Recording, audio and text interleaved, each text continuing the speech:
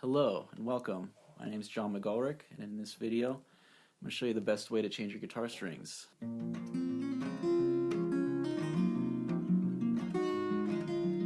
Alright, so the first thing you want to do, obviously, is remove the strings. If you change your strings as much as I do, you're going to want to get a tool like this. It's pretty cheap. I'll put a link in the description below. It's got these hooks right here, which are used to pull out the pegs. Little pincers here to cut the strings, and this little whirly doodle to loosen and tighten the strings. So first I'm going to loosen all the strings and take them out entirely. And the reason I'm not just cutting them is because you can use your strings as like a tool. Keep them around the house.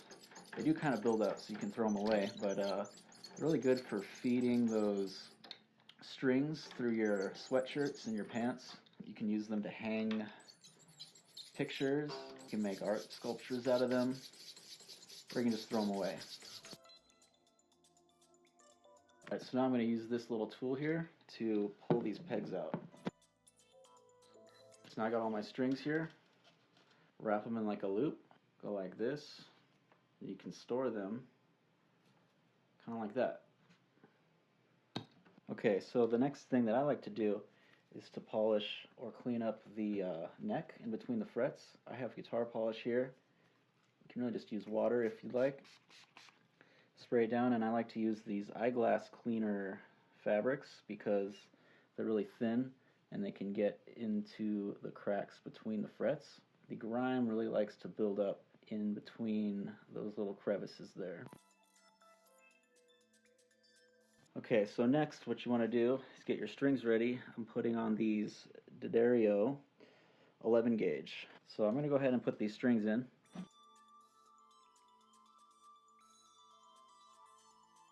When you're putting the pegs in, it's going to have these little grooves. The groove is where the string fits in, so you want to face the groove towards the neck.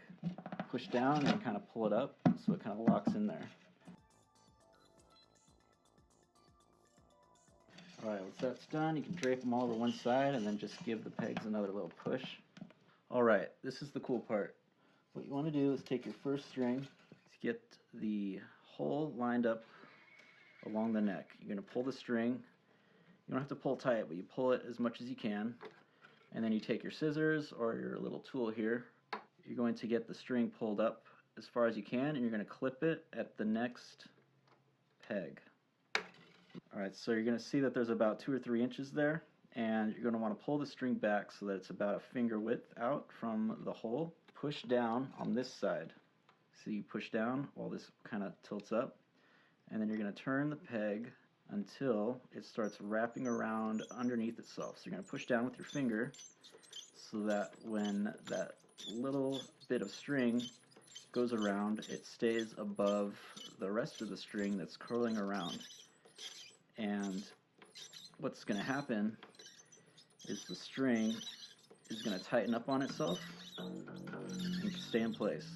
That's basically it. So then you just repeat that process with every string.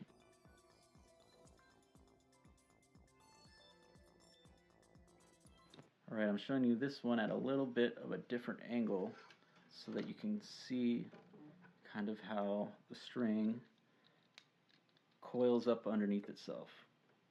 So as these strings get lighter, they're going to be more slippery, so you can actually use a little bit more length.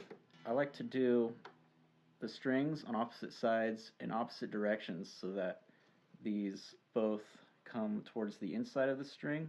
Alright, so you feed it through, pull it back, push down, and then turn.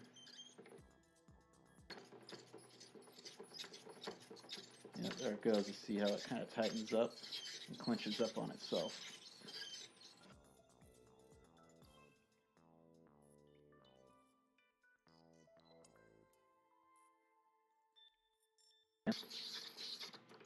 Nice. And there it is. If you liked the video, please like and subscribe and support the channel. Appreciate you being here, and thanks for watching.